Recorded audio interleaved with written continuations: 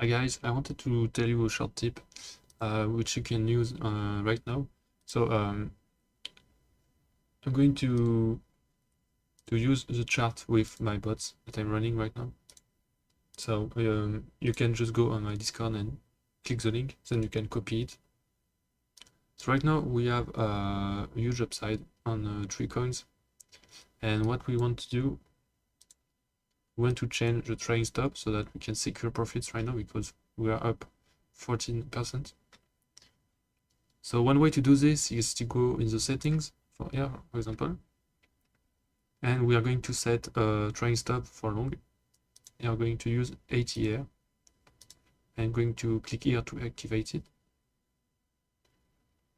So now we have a trading stop like this, and what we want to do is to set an alert for long take profit. So this one, long stop loss, since it's a trading stop. Long stop loss, so you can just write your message here, click OK, and you create an alert like this.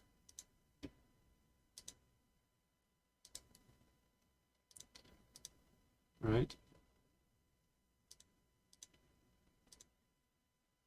Change the name.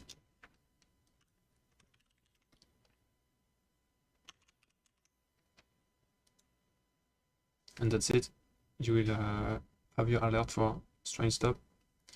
Can do the same thing with the other chart, but they are already okay, trying stop like this. You can change the speed if you want for BNB, for example. If you want to change the speed of the train stop in green here, you can go here into settings, train speed. You can change it to 2 if you want. So it's a little bit faster.